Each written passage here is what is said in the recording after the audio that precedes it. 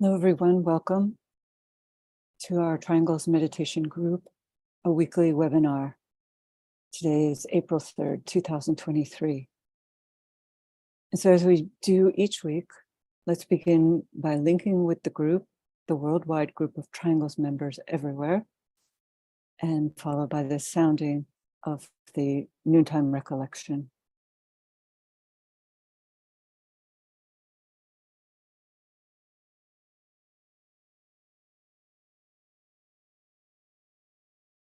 We know, O Lord of life and love, about the need. Touch our hearts anew with love, that we too may love and give.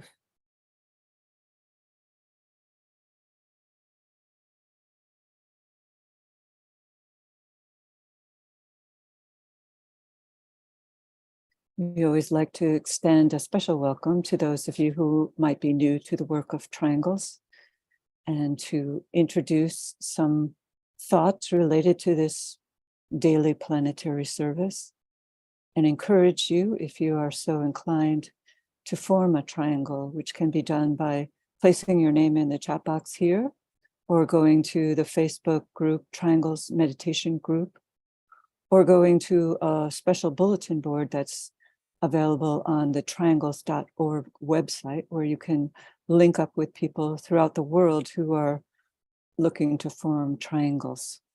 So again, we welcome all of you.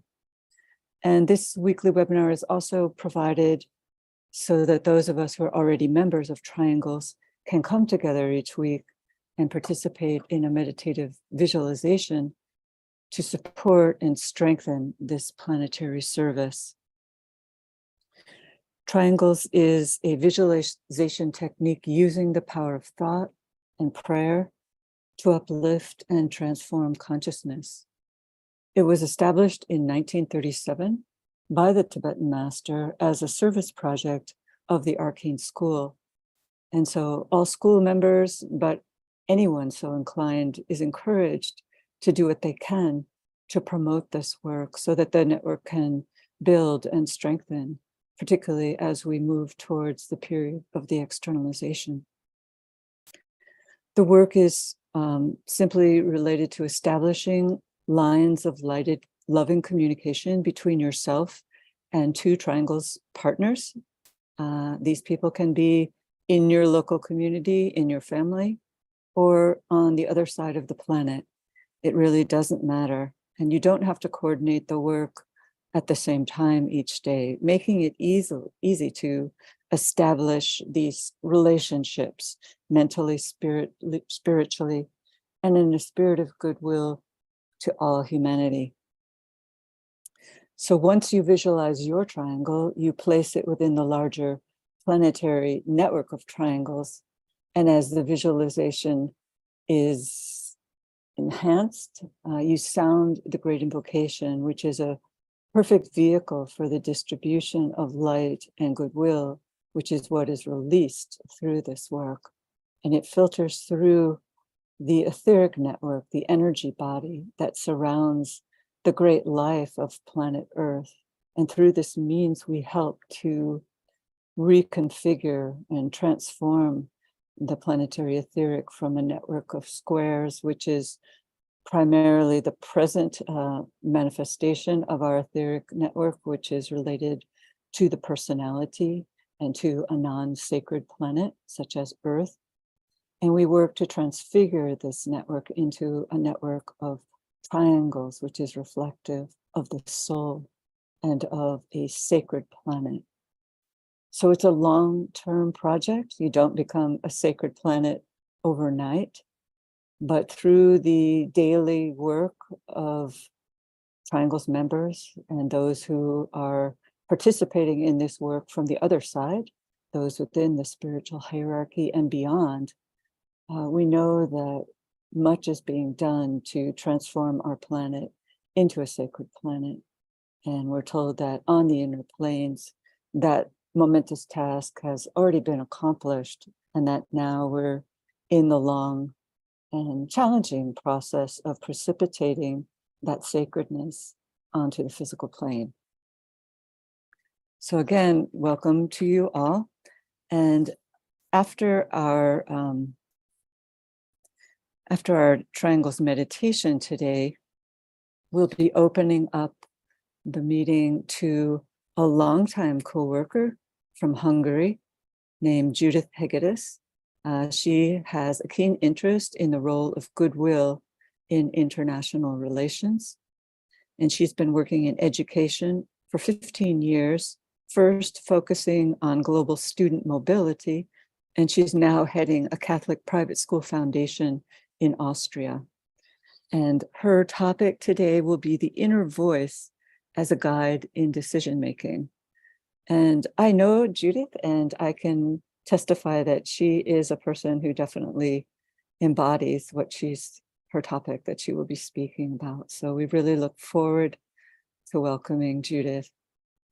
And also to announce that this Wednesday, we will be holding the Lucis Trust Aries Full Moon Meditation Meeting. That'll be at 6 p.m. on Wednesday. And the actual time of the full moon is early in the morning on Thursday at 12:34 a.m. Eastern Daylight Time. So now let's work with our visualization. Visualizing the planet as a sphere of lighted energy.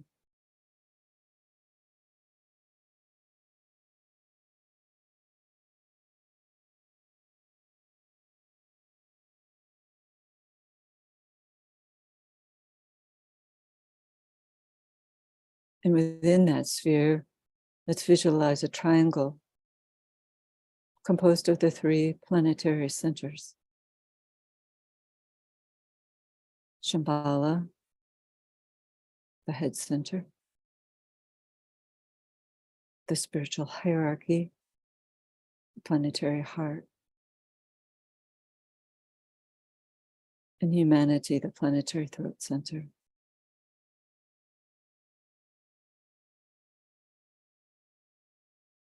And visualize the circulation of energies flowing in all directions around the triangle, merging and blending the 3 points, filling the triangle with light.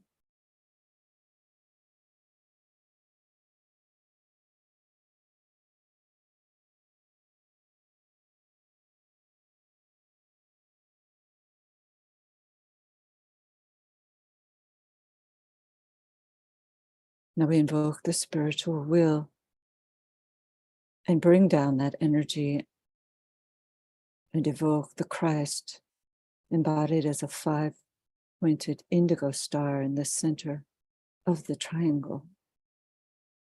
The world teacher linking east and west, past and future, radiating the energy of love wisdom.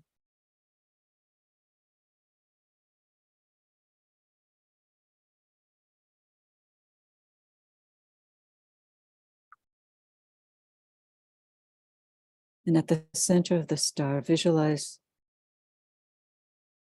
the group standing, invoking the spiritual will,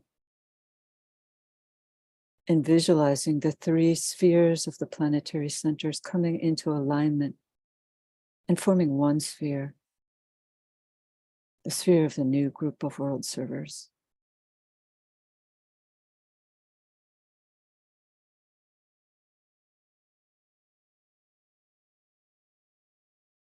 Visualize that sphere full of unlimited points of light, representing the multitude of groups and individuals working within the new group along all the lines of endeavor.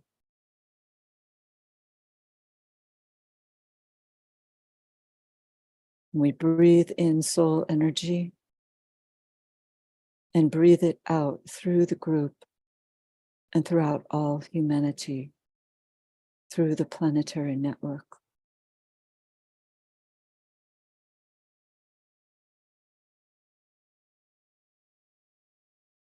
And as we sound the affirmation of light, Let's visualize these energies radiating forth through all the groups, through the network, and through the 5 planetary centers. London, Darjeeling, New York, Geneva, Tokyo.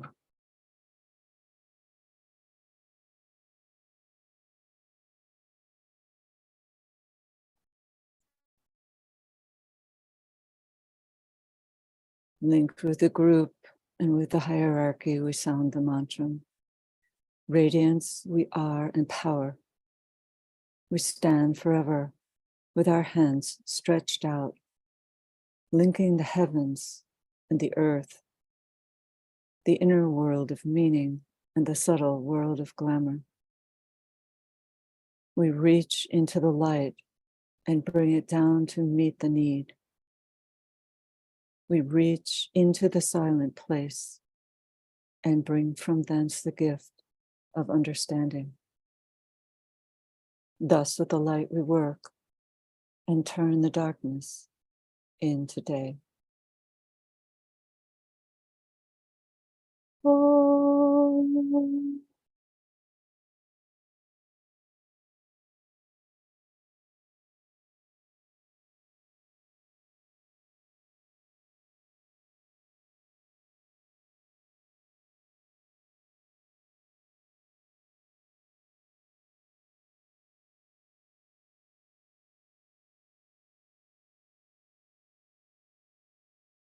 So Judith will be speaking about the guidance that comes from the inner voice.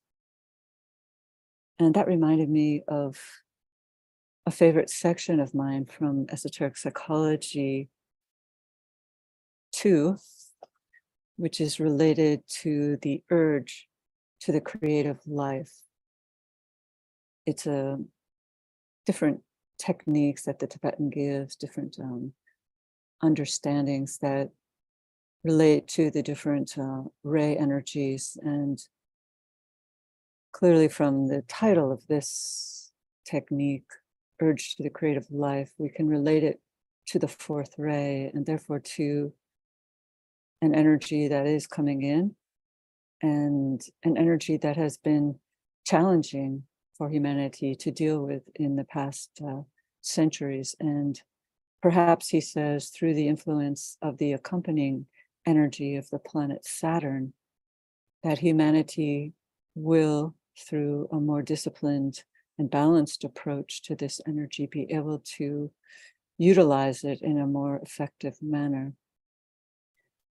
And it seems that we can already sense the influx and the incoming of this energy, because energies usually work out with more of a challenge when they're first coming in. And so we can see this 4th ray of harmony through conflict hovering and conditioning that dark overshadowing cloud, that group of nations in Eastern Europe, the Middle East, wherein there is so much conflict at the present time. And I've spoken with Judith about the fact that we think that her country has a strong 4th ray influence, as surely do Germany, we're told by the Tibetan, Austria, probably the Slovakia countries, and Ukraine itself. So the 4th ray is alive and well, acting out principally in a lower manifestation. And through perhaps this challenging period, we can come to a greater ability to work with dialogue, which is such a highlighted theme of the 4th ray, the need for dialogue, both within the human kingdom, but also through the new group of world servers, extending that dialogue to the dialogue that's so needed between the spiritual hierarchy and humanity. And what better time to work on establishing that dialogue with hierarchy as we enter this week into the period of the 3 spiritual festivals. And as I mentioned last week, perhaps invoking, doing what we can as a group to invoke the spirit of resurrection, a great Kumara that's said to bring livingness, a new sense of livingness to humanity, which is so needed at this time. And I just wanted to really cut this short and just read a passage that's related to this urge to creative life, which speaks of the fourth ray influence, not only as an urge to creativity as we understand it, which is usually along the lines of artistic endeavor, and instead extends it to include a creative approach to living our daily lives, a daily livingness with the urge towards creativity, towards alignment, towards the ability to project into the higher realms and bring down that which is needed to meet the need in our environment. And so the Tibetan wrote, there's no need for too great an upward straining or too intense and outward looking, to use terms which the usual limited point of view can grasp. He wrote, that which is to be revealed lies all around us and within us. It is the significance of all that is embodied in form, the meaning behind the appearance, and the reality veiled by the symbol, the truth expressed in substance. And he says that as we work with this idea, this urge to create, we'll be able to create those forms which will express some sense truth, and thereby we'll be able to shift our consciousness from the outer world, from this world of seeming, into the world of reality. So that's a goal for all of us, and I look forward to hearing Judith's sharing on this topic. So let's move now into our meditation. Coming together, integrating ourselves as a group, focusing on the mental plane at the center of the evened arm cross of discipleship, standing at the very center point, and linking in thought as a soul, as a point of love and light with all those throughout the world who are working with this Triangles meditation group.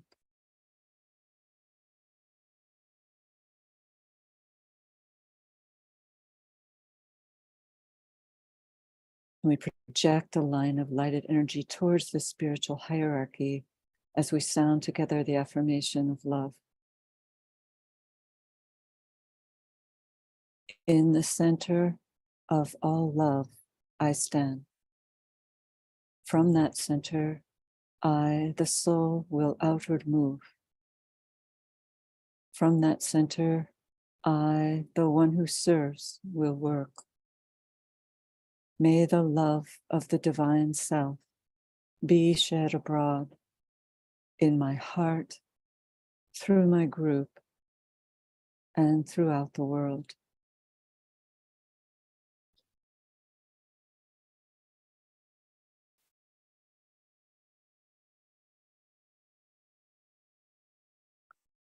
Now, using the creative imagination, link with two other points of light to create a triangle of light.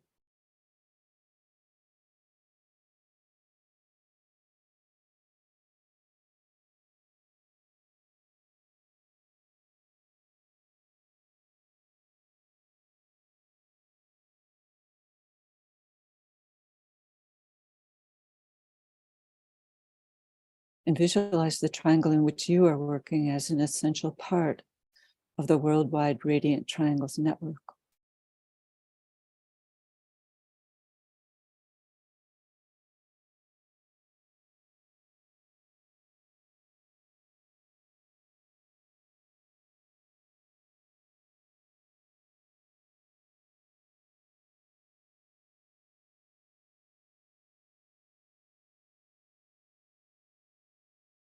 Hold the consciousness immersed within the light of the group soul, the heart of love which underlies and infuses the network.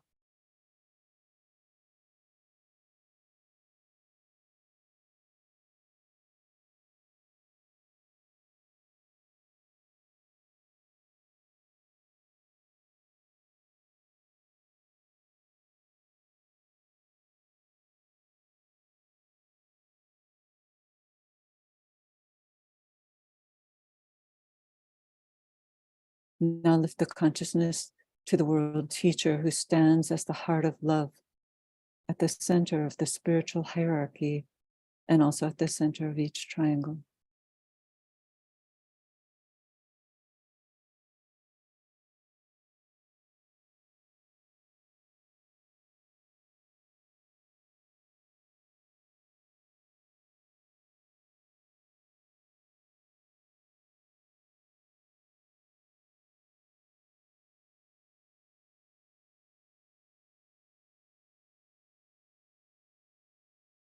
Holding the alignment between your triangle, the planetary network of triangles, the group soul, and the world teacher. Hold the group mind open and receptive to the importing energy of love.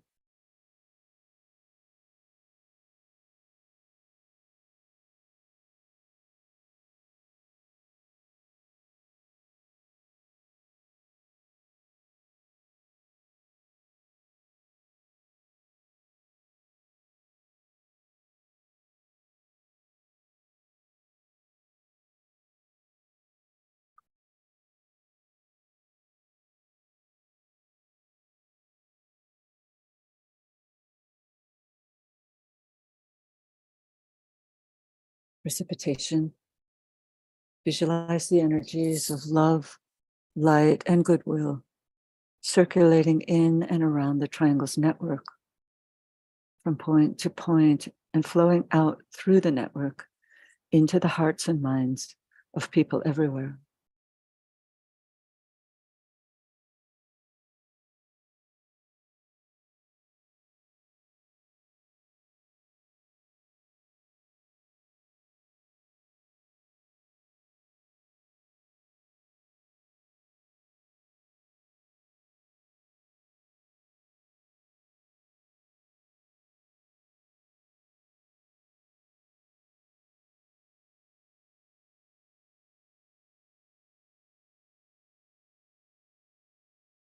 Visualize these energies unifying and eliminating all divisions within humanity, healing and transforming human consciousness, establishing right human relationships.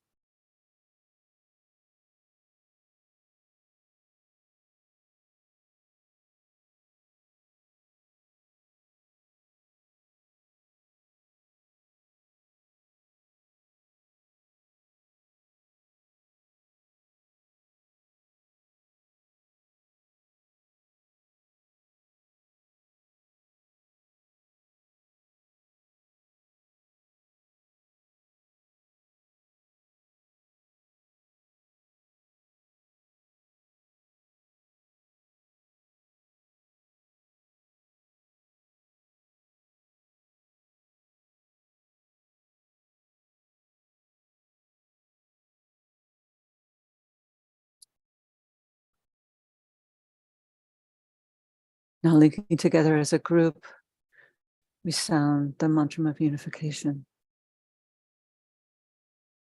The sons of men are one, and I am one with them. I seek to love, not hate. I seek to serve and not exact due service. I seek to heal, not hurt. Let pain bring due reward of light and love.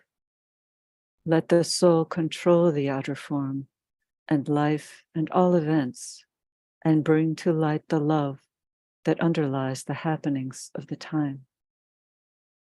Let vision come and insight. Let the future stand revealed. Let inner union demonstrate and outer cleavages be gone. Let love prevail. Let all people love.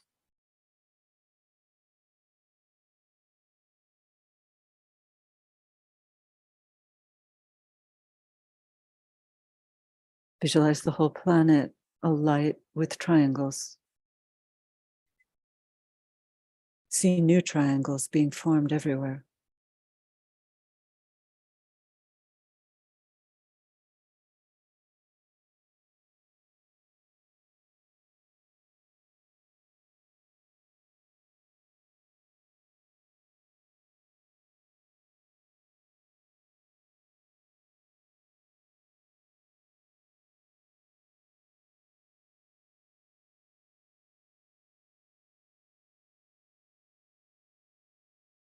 Distribution.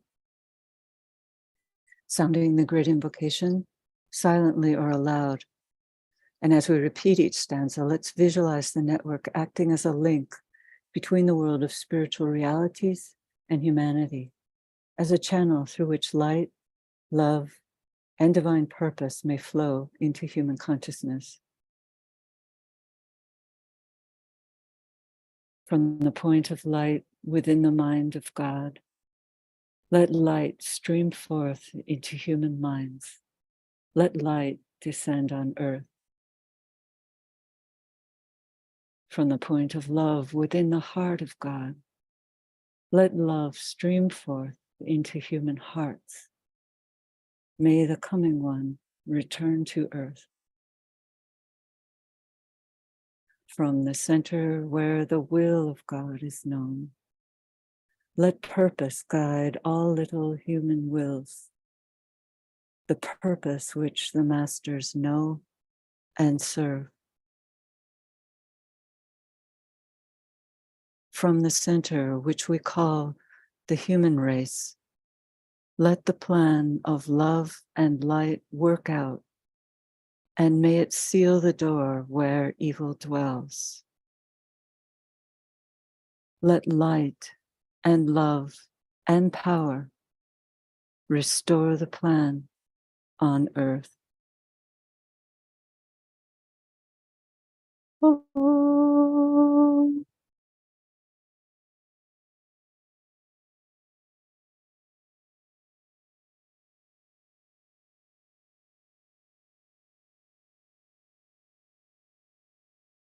Om.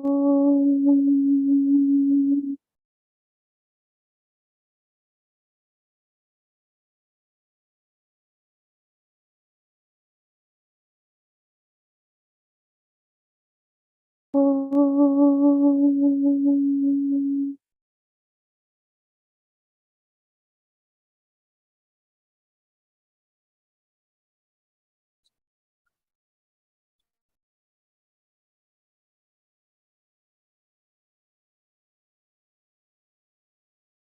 Thank you, everyone. And now I look forward to hearing from Judith. If you could unmute your microphone, please. Thank you. Welcome. Hello. Thank you so much, Kathy. Thank you. Good evening to everyone. It's evening where I am. It's not for everyone, I know, but it's really nice to be together subjectively with all of you. And thanks so much for this opportunity. I will speak about the inner voice as a guide in making decisions. It is actually quite difficult to have the clarity of the inner voice strong enough for it to guide important decisions at will in our lives, especially in times of crises. And I think we are living in such times.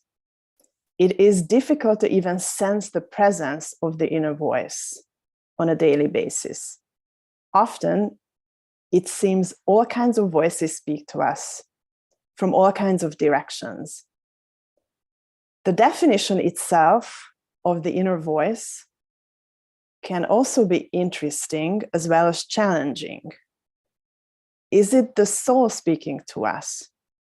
Is it the integrated personality intelligently guiding its vehicle on the physical plane? Where do we actually hear the inner voice?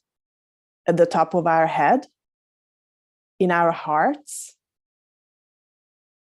the inner voice is not what we refer to as gut feeling in our solar plexus. We actually have an old saying in Hungarian, according to which you cannot make a good decision unless you are blessed with the presence of the soul. In English, the translation is normally presence of mind, but the Hungarian language clearly states that the presence of the soul is required, not that of the mind.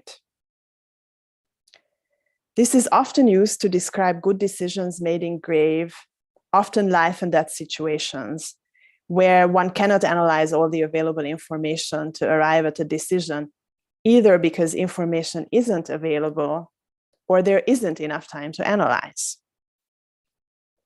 This would imply that the inner voice is a flash. It can be sensed or heard or seen for a split second, and then it disappears. However, the presence of the inner voice can be longer. It should be cultivated in the background of our lives, always close to the surface, but rising above the surface and becoming visible at will every time it's needed. It is like a reservoir to draw upon in our daily lives, not just to make seemingly important decisions. The inner voice then signifies the presence of the soul indeed, or to be more precise, a connection to the soul itself. In the battle of the soul to infuse the personality, lasting many lifetimes, this inner voice pulls us towards our real and better selves, towards the world of soul qualities like love and compassion. The inner voice can be a reminder to live and practice those qualities on the physical plane. As the soul impacts the personality, the presence of this inner voice can ebb and flow. With the speeding up of events on the physical plane comes a need to quiet down internally on the subjective plane. Etheric stillness is always important, but now probably even more so. Emotions often cloud the etheric body, decreasing its effectiveness. This is, of course, connected to the cleansing of the emotional body. A mental polarization held, a controlled thought life, cleanse the astral body and also help keep the etheric body clear. The voice of the personality, not to be confused with the inner voice, also speaks to us, actually all the time. It wants to do things the way it has always done them, with a false security, going forward in an attempted linear fashion, usually not taking others into account, and usually being quite fearful. This can often be experienced as mental chatter leading nowhere. There is no clear action forward, just fears, false hopes, Maya. Lead us from the unreal to the real is very important and relevant. When we see ourselves as souls and belonging to the one humanity, the inner voice connected to the soul can be heard in the mind. But it should also be acted upon to connect the knowledge of the subjective reality with implementation on the physical plane. Everything we know spiritually, we should implement to shape the physical reality based on the spiritual reality, since the two are really one. If we accumulate lots of spiritual knowledge but implement very little on the physical plane, this could be problematic. The knowledge just dissipates and there is no result to speak of. An important starting point to make the inner voice heard is the loving acceptance of one's circumstances in life. As the psychiatrist Roberto Azaccioli stated, quote, "Many people are used to taking life, situations, people too seriously. They tend to take everything tragically. To free themselves, they should cultivate a looser, serene, more impersonal attitude. It's about learning to overlook the human comedy without getting too emotionally involved in it, of considering the life of the world as a theatrical performance in which everyone plays their part. This should be recited in the best way possible, but without identifying completely with the character it impersonates, unquote. So much is packed into this quote by Roberto Assagioli and so relevant for the inner voice, and I think for life in general as well. The importance of detachment practiced in daily affairs helps lead to a controlled emotional body, a special task during our current times for all of us. Right identification is crucial. We should aim to identify with the soul, always. Controlling our thoughts and mental polarization are very important. A lifetime of meditation, aspiration, and service will help in achieving this. Integration of our experiences, our life experiences, into a mental framework based on love, goodwill, and group identification allows synthesis. And I would define synthesis as cycling through experiences and creating ever bigger circles to include them. Synthesis created on the mental level will reflect itself in unity on the physical plane. Unity for humankind, and also a unity with all living beings. Another important element to keep the inner voice vitalized is an alignment of mind and heart. The fiery love from the heart needs to stay connected to the mind, the receiver of soul impressions. Whatever role we are assigned in any given life for the personality to play, we should aim to play the role well with the help of the soul. Rather than focusing on directly offsetting perceived karma, follow the inner voice where it leads us, and it will give us opportunities to practice soul qualities. These opportunities, rightly practiced, can all work of karma as a byproduct, but our focus should be on building the connection with the soul. We don't actually know where we're going, since the starting point, the journey itself, and the destination are things we cannot actually really know, definitely not intellectually. We need to stay invested in the process, not the outcome. And the process is letting the soul control its outer form and implementing soul qualities on the physical plane, like love and goodwill towards others. Practically speaking, when we hear the inner voice, I don't think we should ask why or what it wants or how it fits into the current situation. For it is speaking to us from the place of a higher purpose, from a place yet not knowable, but we are all on the path of eventually knowing it. The presence of the inner voice is proportionally connected to the extent we're able to keep the light in our head and in our group identification. Finally, about group identification. It is necessary, and this brings us back to synthesis a bit. Unless we see ourselves as part of the greater whole and as part of our groups, we cannot be effective in keeping the inner voice vitalized. Group identification is the one reality. It enables us to see an ever greater slice of the one world and shift our sense of self towards the real I. Thank you so much. Thank you, Judith.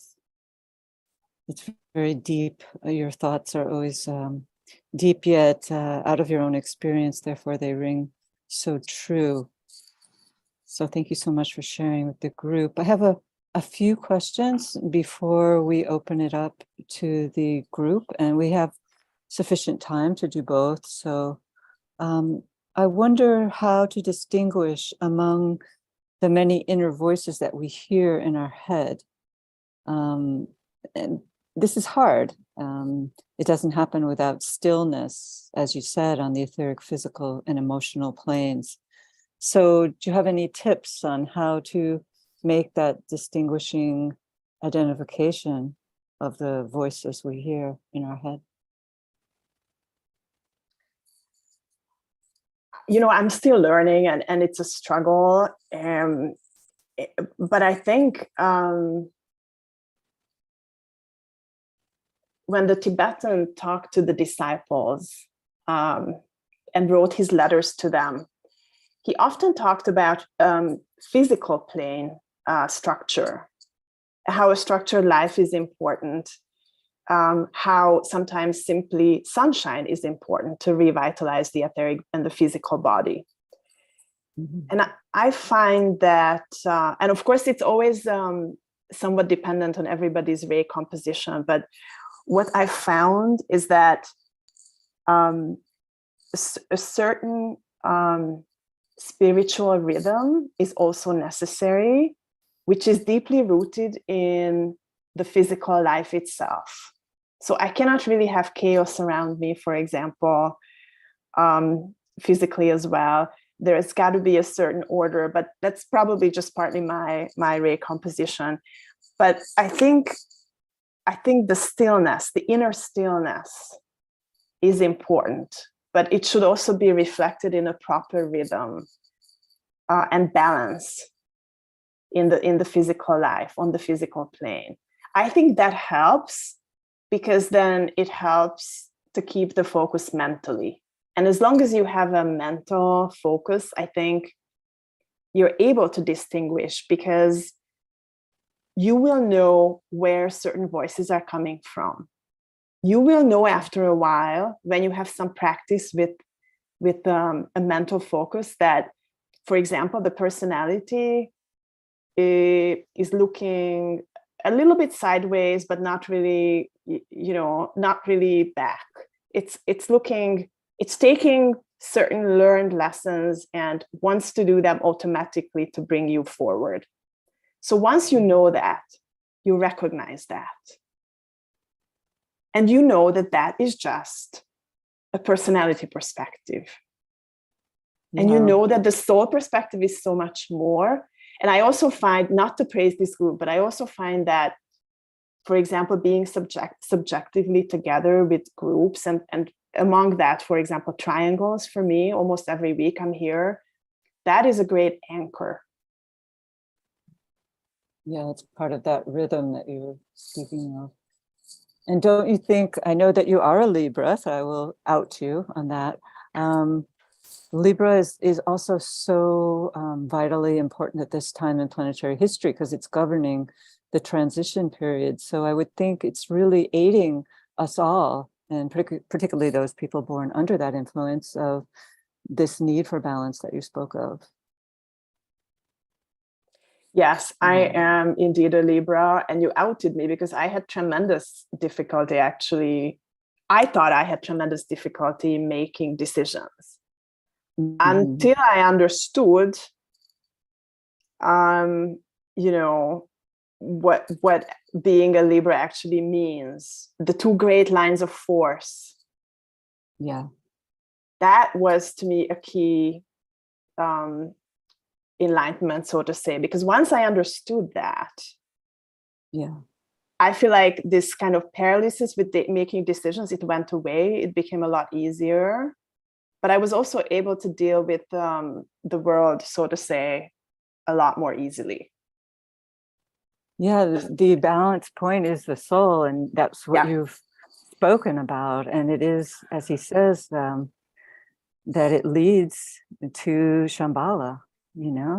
Libra, that energy of Libra, that energy to connect with the soul, leads to, it holds the key to penetrating into the highest center. So yeah, it's a great energy to work with. Do you think that trauma can block the inner voice? You know, I spent a substantial part of the past 2 years working with different groups here in Hungary, dealing with national trauma. And although I am not a trained psychologist or psychiatrist, I have to say I got quite deep into that with the group. And Kathy, you actually mentioned the presence of the fourth ray here in Central Europe, and Hungary definitely has it. I feel our history is also full of lots of violent events and happenings, and there is a lot of trauma. People talk about it now openly, but I felt I had one important takeaway from the work, because we all think first of all, there are different ways to work with trauma, and of course professional ways and modalities, and the idea is, of course, when you remove trauma, you unblock your ability to listen to your inner voice, or the voice of the soul, your connection to the soul. But I haven't always found that to be the case, because often, if I could give a good analogy, maybe a good one, trauma is like a dirty pool of water, like a puddle with dirty water. And you need to somehow make it clear again. But when you start stirring it and you identify with trauma too much, then you just stir the dirty water. It never becomes clear. And I find that unless we talk about the proper identification, which is don't, and I think this is what Asta Jolie is saying also, don't identify with any parts of the personality. For me, trauma is actually part of the personality. Don't identify with it.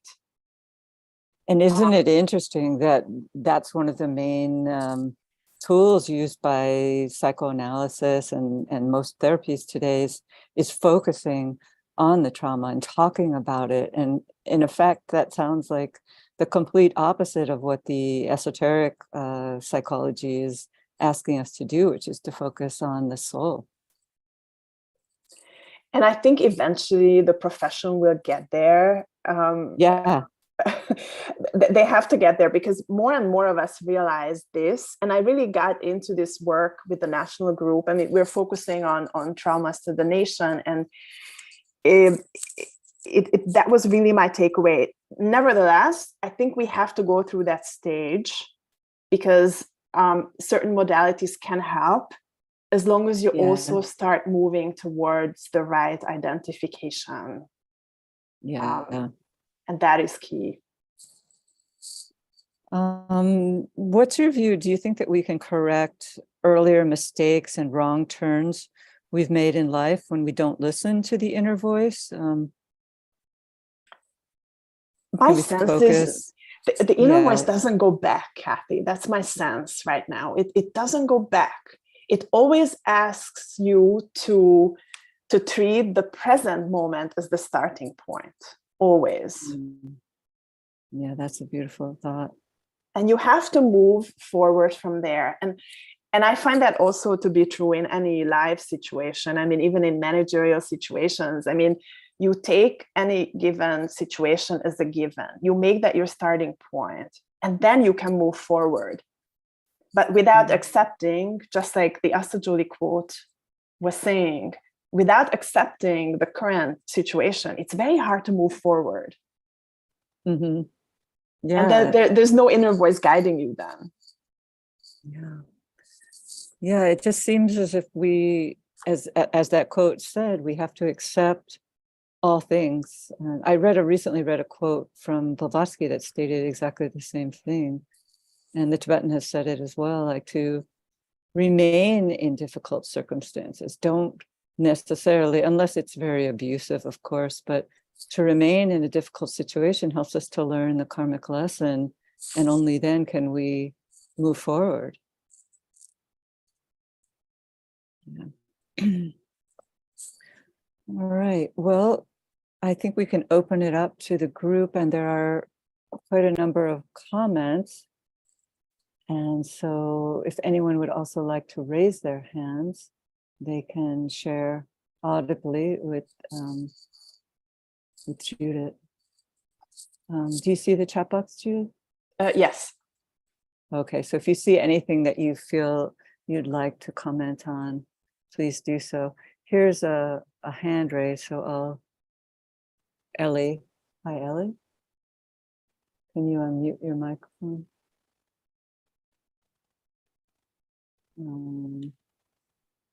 Let me try it again. Hi, Ellie. Hello. Okay. Hi. Hi, what a great discussion and talk. Thank you so much. So one of the things that came straight to mind is the phrase, the love that underlies the happenings of the time, right? And speaking from personal experience, like most of us can, going through, emotional crisis, physical crisis, any kind of crisis affects all the bodies of the human vehicle. But to take a stance, the challenge is to take a stance of utter detachment that I find woven throughout the Alice Bailey Tibetan work, and to recognize that even horrible things like war, which the Tibetan discusses at some length, have a purpose in the grander scheme of things, and that purpose is ultimately for the benefit of humanity, despite outer appearances. Anyway, that's my 2 cents, and that's the challenge I think we all face in this chaotic time, again, like so many before, and is detach, recognize that there's some good in there somewhere. There is a silver lining. Anyway, thank you so much for all these meetings. Very grateful. Thank you. Judith, did you have anything to respond to that? Yes, Kathy, can I reference 2 comments in the chat box? Yes. Actually, I want to agree with both, but I didn't really talk about it. So one is from Kate Hendon, and she says, regarding discerning the voice of the soul, a wise friend told me many years ago that the voice of the personality is often complicated or complex, while the inner voice of the soul is often quick, concise, like a straight knowledge, such as via a short phrase or symbol that comes to mind during one's listening. I completely agree with that. I think that's a distinction. Indeed, the soul is not complex or complicated, and it communicates, I find, also rather in short phrases or symbols. And then a similar comment from Clint Gavin. I think the word voice is misleading. I don't hear anyone or anything speaking to me. I think it's more of a prompting or an idea implanted in our minds and thoughts that leads us to work in group activities. Yeah. Yes. Very true. Very true, both of them. A figure of speech, the voice. Yeah. But it is interesting, although it can come quickly, as Kate and you have indicated, the Tibetan also does counsel that sometimes we have to wait, even though the response can come ultimately in a flash. There's sometimes a real need for waiting and not forcing decisions, because they will come in their due time. And Dike says, the person who waits will be much less likely to make wrong decisions, quote unquote, wrong decisions. And I have found that to be really helpful advice as well. Okay. John has his hand raised. Can you unmute, John? Thank you, Kathy. Judith, fantastic talk. And it's just so rich and full of wonderful information. especially like the reference to the fourth ray in the countries in Central Europe. I think that resonates quite well. Maybe I wasn't listening as carefully as I could, but I thought I heard you at the beginning of the talk reference that one important way of discerning your voice is the origin, whether it comes from the top of the head or the heart. And I thought I'd ask if you could explain the difference between the origin of the two, or what they may represent. I think that, I think I mentioned that, we have a gut feeling, which is in our solar plexus. And that is something quite different. That's more of a physical, almost animalistic connection that we have. So I would take that out. But other than that, I think that what I find is that normally soul impressions come physically on the top of the head. So you would, I cannot speak so much about the heart, right? I know about the importance of the alignment of the heart and the mind, but this is something I'm still very much working on. But I would say that inner voice usually speaks to you from above. Good, thank you. That was what I was hoping to hear. And actually, Rosvita just commented, thank you, Rosvita. The solar plexus is the emotional center, indeed. Yeah. Intuition versus instinct. But thank you. Fantastic talk. And I'd love to hear more from you and more about the work you're doing. And with that, I'll turn it back over to the group. Thank you.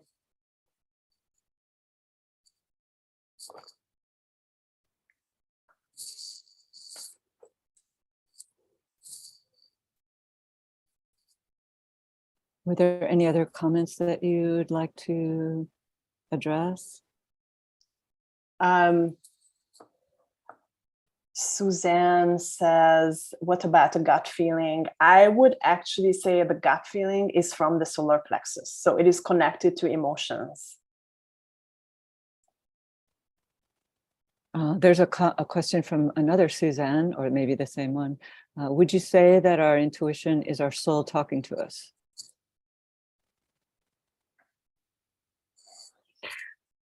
I would say yes, if it's the intuition talking to you, yes.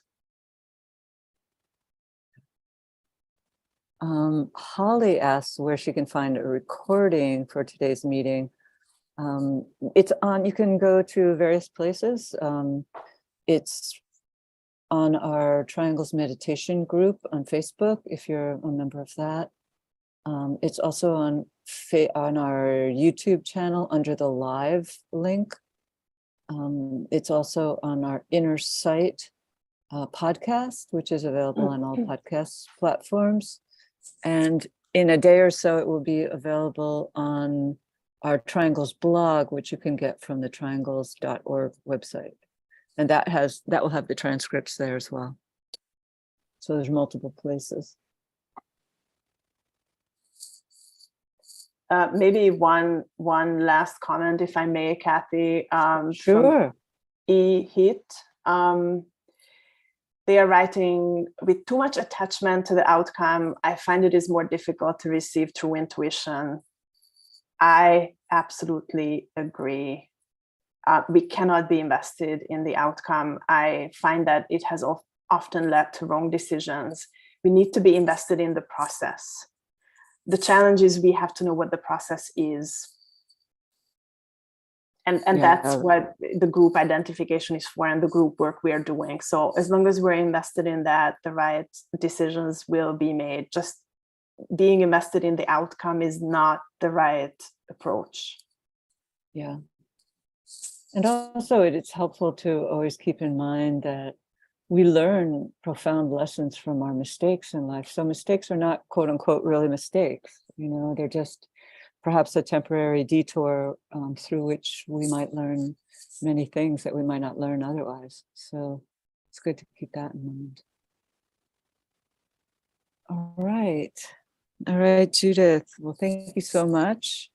And you. I'll share the rest of the chat with you so that you can see all the comments. And thank you to the group for all of your sharing as well. So let's just take a final moment to link with the group and visualize the planetary network surrounding the triangle with lighted triangles.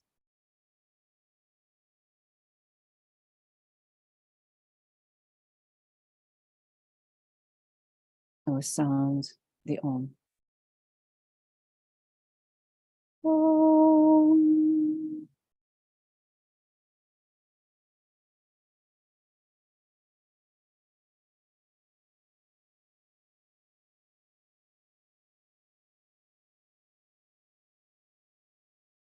Thank you again. Thank you, Judith.